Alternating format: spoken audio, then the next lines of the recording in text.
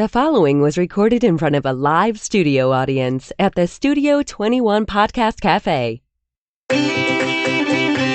Welcome to this episode of Pit Life BBQ. Gather around the pit with your hosts, Johnnie Mags and Messy Mike. Let's talk barbecue. What's up, everybody? Coming to you live from the Studio 21 Podcast Café in Salem, New Hampshire. It's the Pit Life BBQ podcast where we talk about everything barbecue and a lot of other...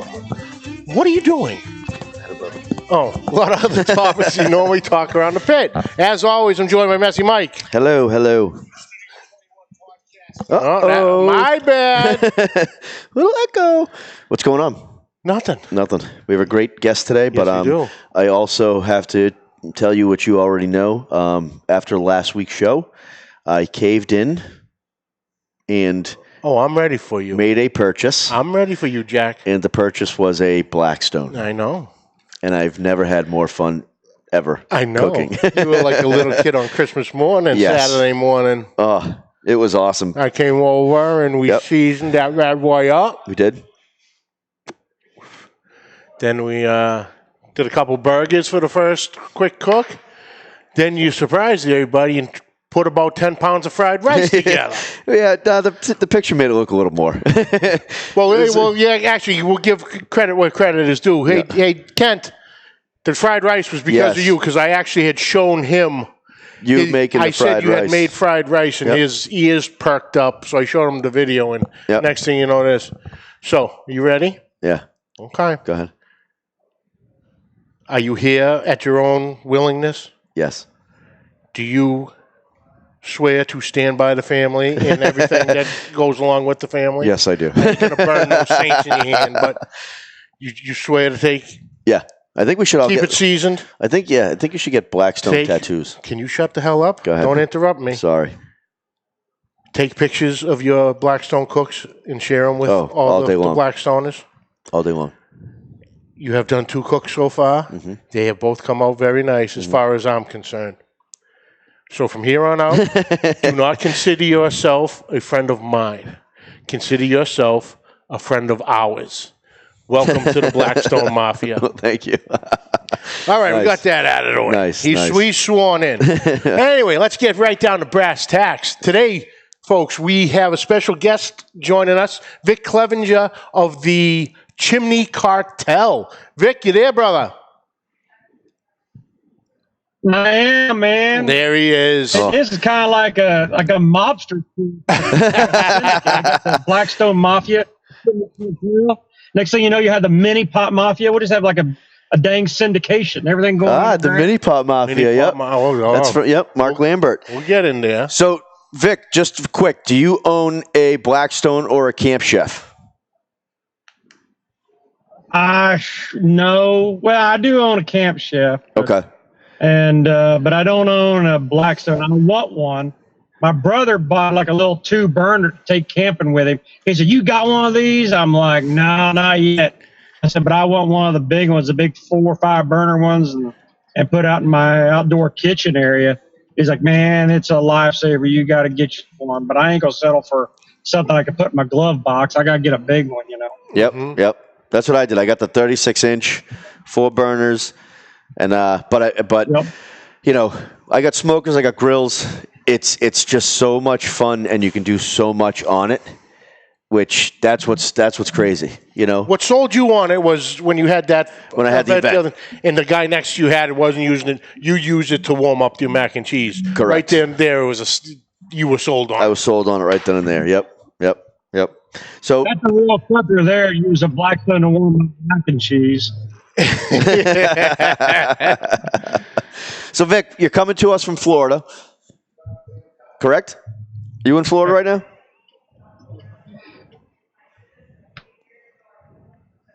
Out here in the land of Mickey Mouse and Harry Potter and whales and sharks. Oh, he's in the land of fantasy. That's it. So we're having a little connection difficulties. But we'll get through it. This is live, folks. Yeah, exactly. But he's actually driving in his car right now, which is fantastic. But so Vic, couple things. So Yes. one, why did you become known as the cooking comedian? Well, I cook a lot for Yep. one.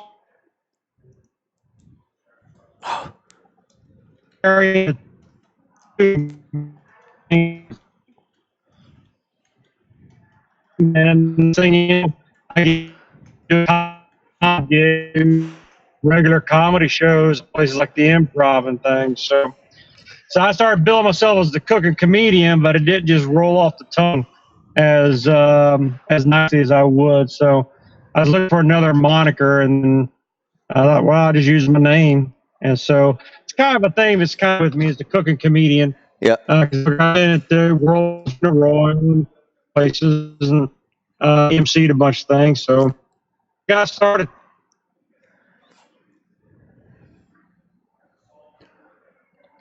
Sometimes technology bites us in the ass. Yes. Yes. Well, it's hard to use mobile while you're driving, Correct. and he dropped off. Did he he's really? gone. Yep, the connection dropped. Yeah. Oh, there's my hand moving where he's supposed to be. Okay. So, Well, boys, start dancing. so anyway, that was Vic Clevenger, and he was. And try to get Vic back. Oh, here he is. Yep. There you go. Yes.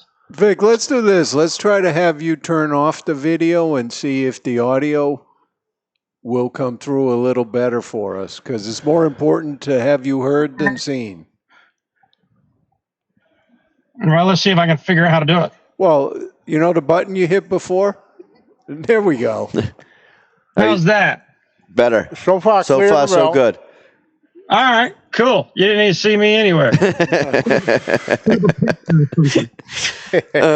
So you were coming in a little. Eric and Boar's Not Out in them use, and just stick that in one of those chairs. So you were coming in and out a little bit, but you were talking about you do your comedy. You also cook, but you also do shows for like the MBBQA, the World Food Championships, I believe, as well. And so the cooking comedian kind of just stuck with you, correct? Yeah. I mean, I'm a motivational speaker. Yep. Communications expert, I guess, as far as public speaking and things go. More than anything, that's where my degrees are. That's where my background is. I kind of fell into comedy, and then as I just always cooked, I thought, I'm gonna start doing some more barbecuing and competitions, and start doing more of those things. And then next thing I know, I was at the National Barbecue Association a few years ago and did a bit. And people are, Linda Orson called me and said, I started playing around with that, and that's where it went. Mike McLeod has used me several times at the World Food. Mm-hmm. And then I went and actually cooked the World Food, finished third in desserts. It's, just one thing or the other. So I think being funny, or I think I'm funny, and cooking has carved myself out a little niche that not a lot of people have found for themselves. Oh, 100%. And my wife absolutely thinks you're hilarious. So, that's hard to do. So every time I think something, is funny, she's just like, I don't get it. But she loves you. We've seen you at the MBBQA a couple times. So yeah, I think you're funny. So yeah, you definitely do your craft very well. Nice. I try to do what I can. Now, Vic, tell me, you have, I don't know the exact time frame, but at least within the last year, you had started a Facebook group called the Chimney Cartel. Can you tell us a little about that? How it came about, why you started it, Great what's going idea. on? Yeah, so I love this story, even if it is mine. So I was in Seattle doing a gig, an MC gig for Saffron at one of her outdoor cooking events. Mm-hmm. And but I was kind of bemoaning and whining like a little girl that I wanted to cook this SCA contest at this event that I was coming back home for, that I was actually scheduled to MC. So I was there to be an MC, but I'm like, I really want to cook the event.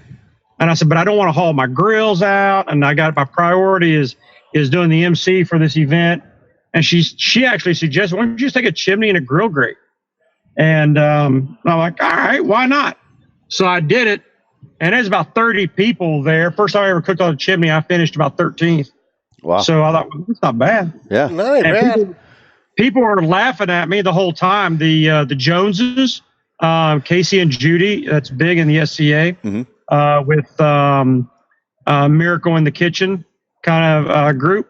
They were laughing at me. Rob Dobb from Rum Runners was laughing at me. People from Megabyte, they were all laughing at me because all I did is I put up this big easy up. I got my tin out, did all this stuff. And then right in the middle of it, I put a brick down and put a chimney and a grill grate on top of it. That's awesome. Fantastic. Awesome. And I thought, well, that's just kind of funny. And everybody laughed. And then I beat half the field. They didn't laugh at me much after that.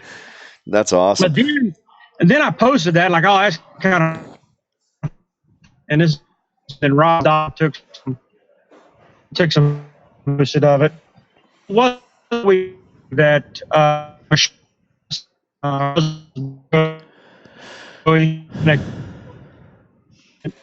in East Tennessee, and she took a cast iron skillet and put it on a chimney, and she says, in the spirit of Vic Clevenger, I'm cooking on a chimney.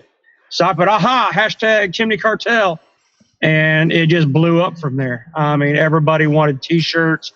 They wanted whatever. They said, man, this is the greatest thing since sliced bread. And I'm still amazed at the people that dig it. And I think one of the reasons they do is because my premise is you got to learn something about cooking. And cooking on a chimney is different than cooking on anything else because it's all about fire management. So you got to be able to learn. You got to be able to teach. And you got to be fearless, man, when you cook. Because how many people is going to go to an SCA contest after spending $150 to enter it and then throw down a $9 chimney or a $16 Weber chimney and cook a steak on it? I mean, that's $150 you just threw down to cook on a $10 chimney. Yeah, exactly. So you got to be fearless in doing it. And then it's kind of grown from there that it's not just cooking on a chimney, but it's fearless in all of your cooking. Like, try something new. Like you just tried that Blackstone for the first time, and now you're a dang hibachi cook. Now I understand. So, that's really the spirit of the cartel is not being afraid to try something new and different and exciting. You may fail, but you've learned something when you fail. I figure, just like Einstein. Was it Einstein that invented, or Edison who invented the light bulb, and ask him, Edison, what he's learned from all the different failures? Is I learned that there's different ways to do it. This is one of the ways not to do it. So you always learn something when you fail. So if you go at it with an attitude of learning and growing and being fearless, then man, you're a cartel member. You're part of the family. That's awesome. Absolutely. Oh, that's great. Yeah, that sounds like an awesome. I mean, the T-shirts alone. The design is wicked cool. And I'm sorry to use Boston slang there, but that's fine. It's wicked cool. But yeah, we dig Yankees every once in a while.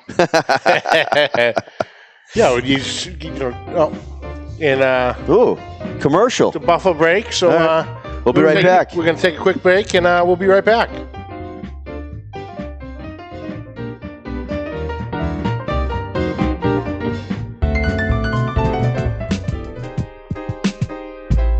Attention cigar smokers or even friends of cigar smokers. If you're looking to relax with a nice premium cigar or looking for a great gift for a cigar smoker, this is the gift that keeps on giving. Our friends at twoguyscigars.com have created the Cigar of the Month Club.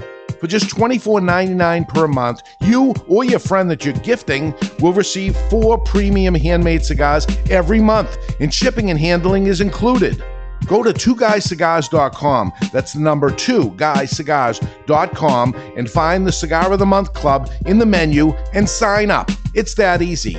You can stop at any time, but you won't. There's no contract. It is just a tremendous deal.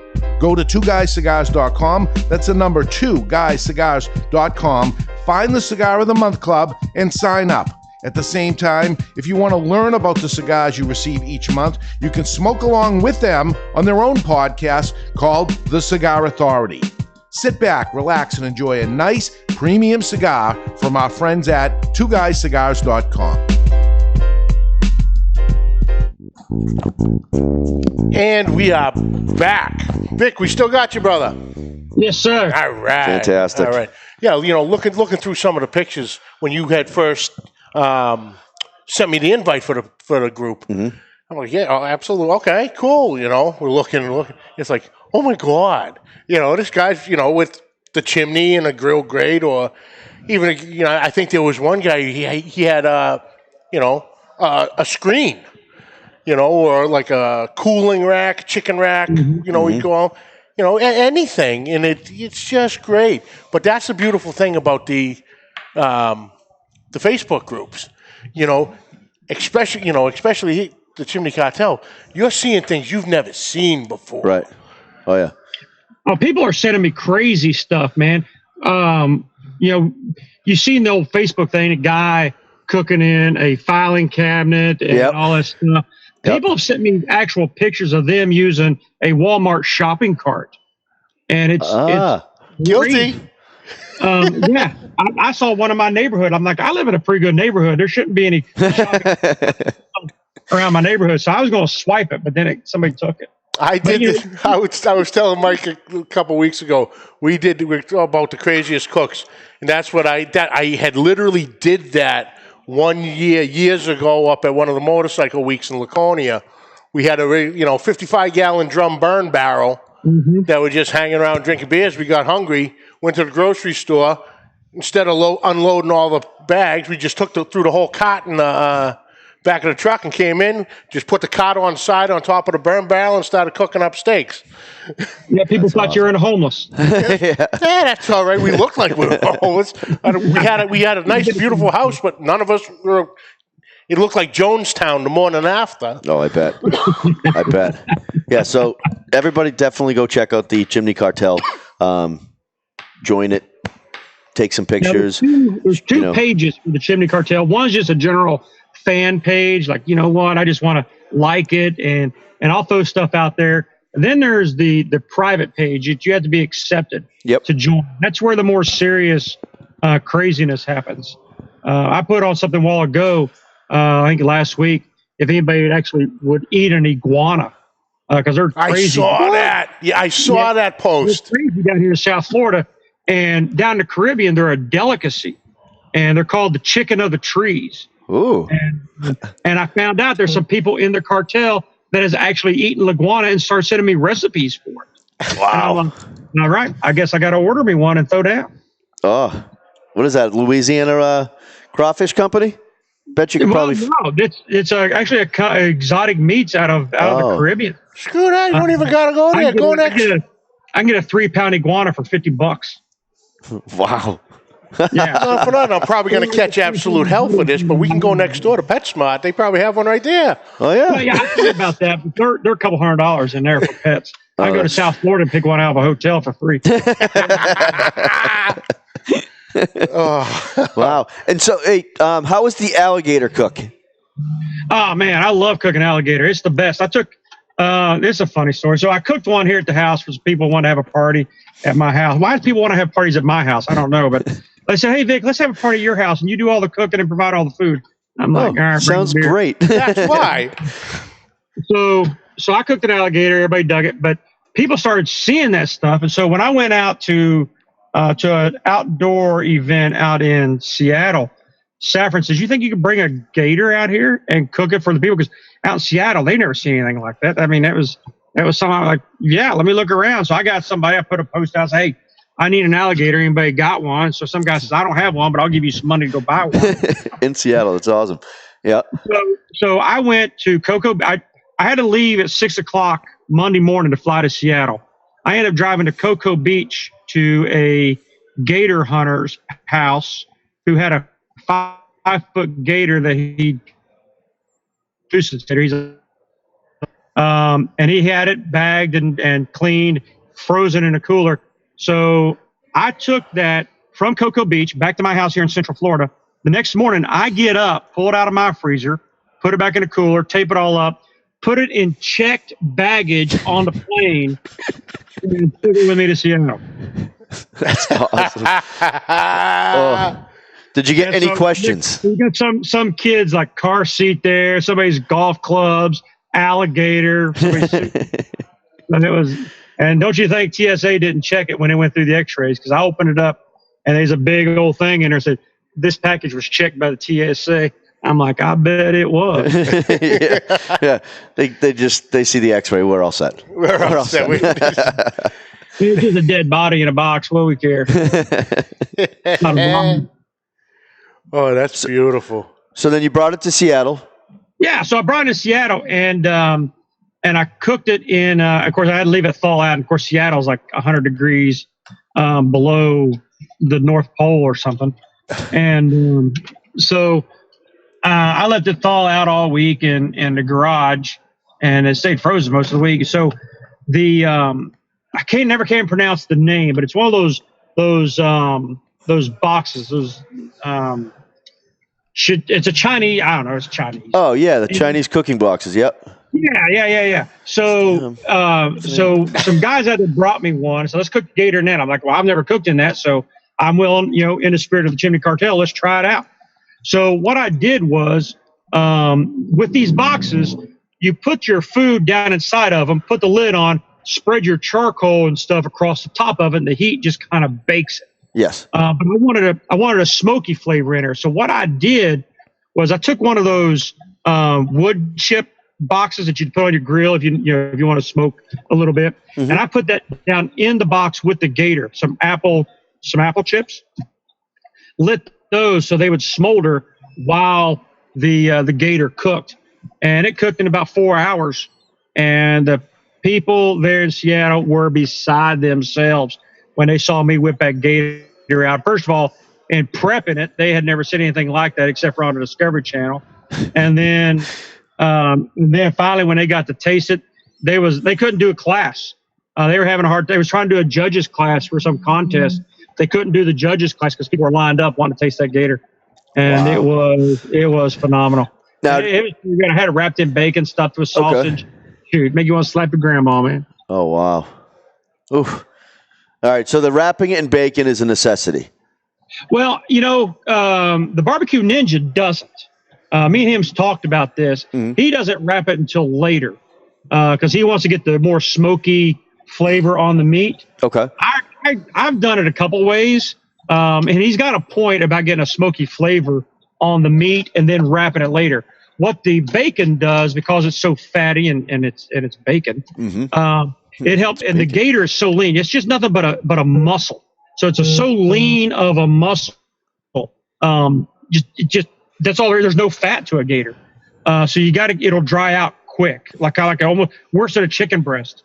Okay. And so you've got to keep that moisture in there. So the best way to do that is with bacon. So me and the ninja talked about it, and what he does is he smokes it for a while, and like maybe 4 hours or so to get a good smoke on it, and then he pulls it, then wraps it, and to help keep the moisture in there and all that stuff. But you can do so much stuff with a gator. There's some guys that put the makings of a Louisiana crawfish broil down inside a gator and let it smoke up that way. So there's all sorts of things, but you got to do something to keep the moisture there, so it doesn't dry out and just get all yucky.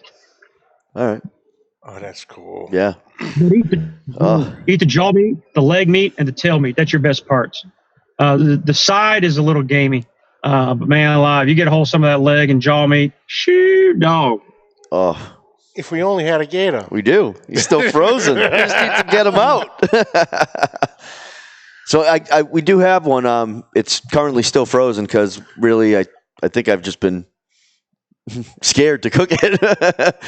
But let's cook it, man. Yep, exactly. That'll be definitely a picture for the Chimney Cartel once it happens. Oh, hell yeah. Chris Cavender did one here a while back and posted it on the cartel. I think that was his first gator. He did it at a big event, and he said it turned out pretty well. But he didn't put bacon on his. He let it roll in the smoke. I think he maybe put bacon on it later, kind of like what Craig does. Mm-hmm. But I mean, that's the thing about cooking gator. Gator's going to take whatever flavor you season it with, and it's going to grab that flavor. So that's the cool thing about gator. So if you season it well, then wrap, you can even let it smoke a little bit, and then wrap it at some point. Man, you have people come from miles away just to try it. Oh, now would you suggest brining it or no? Nah. Okay. Man, okay. That's perfect. I wouldn't do any of that. I would just season it, put a rub on it, and throw it. You want to fill the cavity. That's the thing about it, is you want to fill the cavity. By the way, I made it home. I'm out of my truck, so you know I'm safe. Right. You're listening to me, that I'm safe at home. That's good. That's good. They were making us nervous there for a little bit. People have done it that way, but it's hard to brine a gator because you're talking about something that's like a good gator. You're looking at 3 to 5 feet long. Yeah. I mean, what kind of bucket you gonna put one of these in? You got to stick it in your bathtub or something. I was just gonna say, brine them in the bathtub. Got to get a Yeti. Yeah. Well, yeah, great. Yeah, but shoot, man, you get one of those big old Yetis. That'd be like $1,000 Yeti. Yeah. This gator is brought to you by Yeti. Yeah, exactly. So, but yeah, I wouldn't brine it. Okay. I tell you what I did do though. I did inject my, one of them. I injected with that Cajun butter. I just went to Walmart, bought some of that Cajun butter stuff, and inject mainly the tail and the legs. I injected them to get that extra flavor. And of course, with the butter and stuff.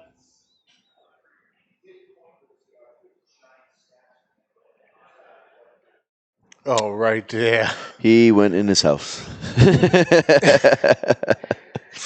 Hopefully he'll come back. Right there, we had it. Yeah. I wonder what part of Florida he was in. It's got to be the Orlando area anyway. Yeah, Orlando. So not Orlando, outside. I wonder if he has T-Mobile. I got T-Mobile. Well, don't you sit here bad about T-Mobile. Okay. It's like politics. You got to watch out what you say. Oh, there he is. Yeah, what happened, man? I just walked into my house. There you go. That's what Mike said. He goes, he just walked in the house. Crazy. It happens all the time. Yeah. You're all in a rotating truck or something. You're all going through dead spots. It's a rotating studio. The top of the hub of podcast studios. Oh, yeah. Did it happen again? I'm going to sit in one spot and not move. So Vic, are you still doing, competing on the circuit, or is that kind of taking a back seat right now? There you go. How about that? Is this better? Yes. Sounds good. I don't know what you're all doing to me. Did you get my question, or did you not get my question? No, I didn't get it. So are you still competing, or is that kind of taking a back seat right now? Oh yeah, I compete. Like the World Food. I love to compete there. I just posted the other day that I need to get me a golden ticket, or I'm just going to have to go to the contest in Fort Worth and just watch, and that's boring. So, well, it's not that boring. It'd be a lot of fun if you know the parties that they're having out there. Oh yeah. But I want, I compete all the time. Matter of fact, my teammate was just asking me if I've come across any barbecue contests. But down here in Florida, you don't really compete in barbecue in the summer because it's just too dang hot. So you'll do a couple of steak contests, and that's about it. Huh. Nice. I mean, the steak competitions are just taking off. Yeah. Big time. Crazy. Yeah. Because they're It's fast. the fastest growing sanctioning body in the world, I think. Wow. They're fast and they're, relatively cost efficient. You know, you can get anywhere from $50 to $125, $150. Well, if you're going to go cook a KCBS, you're starting at $1,000 just for the weekend. If you want to win. Yeah. Oh, yeah. Yep. Yeah. Yeah. So the biggest expense you're going to have in an SCA is your entry fee. That's it. Yep. I go with one slap of a grill grate and a chimney and a bag of B&B charcoal, and then that's it. So I've got what, $30 in my whole outfit. Yeah. I mean, I have a tent and a cooler full of stuff. And, can't just go. No, I think the cooler is a needed accessory there, filled with libations. Oh, that's like water and things, juice. You gotta stay hydrated. Yep. Cool, clear liquids. Sometimes the liquids might have a golden touch to it. Mm-hmm. Well, anything over ice. Yeah. Oh, exactly. Exactly. Yeah. But yeah, it's like I said, the Facebook has really, I think brought the barbecue and steak game to a whole nother level with all the groups. We have our groups. You have the Chimney Cartel. We got our brothers at New England Pit Masters. We got barbecue beer bosses, so on and so forth. There's a ton of them out there, and they're great to watch to get those different things you see. Like I said, last week I hopped on and there's Vic doing an iguana. It's like, whoa, stop, hit like, what is this all about? Get it bigger, so now you hear the volume. Yep. It was just things that you never thought about cooking before and a different technique. Okay, Mike, how would you cook an iguana? How would I cook an iguana? You have no goddamn idea. No. But you look at that on his Blackstone. Yep. I'd sizzle the bitch. Iguana tacos. Yeah. Whoa. But going back to the SCA, I mean, look at you're paying $150 entry fee. Your meat is provided for you.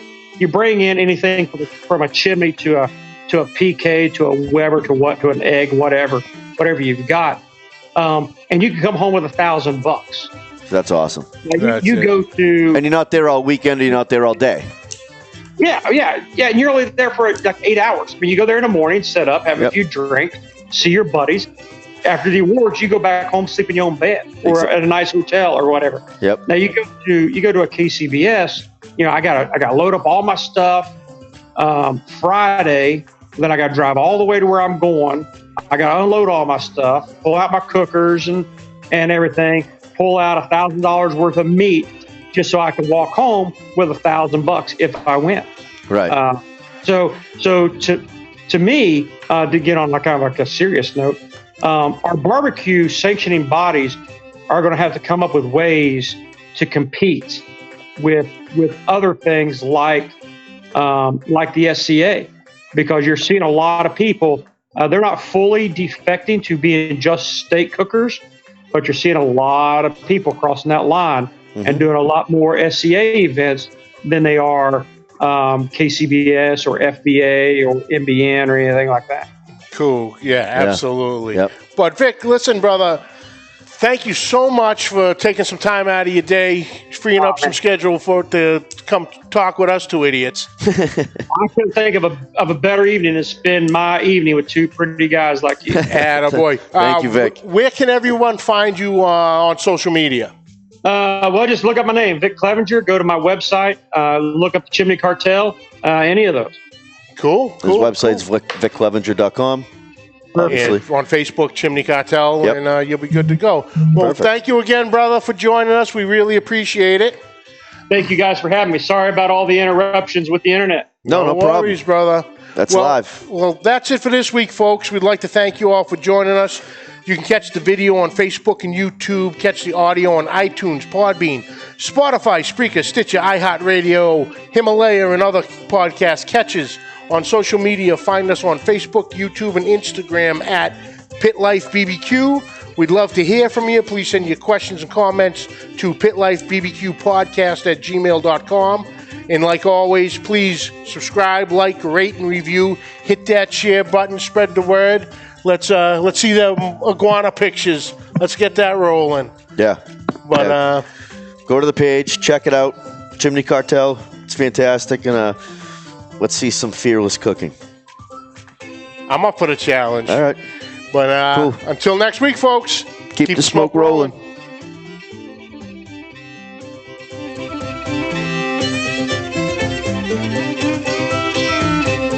The views and opinions expressed by the hosts, guests, or callers of this program do not necessarily reflect the opinions of the Studio 21 Podcast Café, the United Podcast Network, its partners, or affiliates.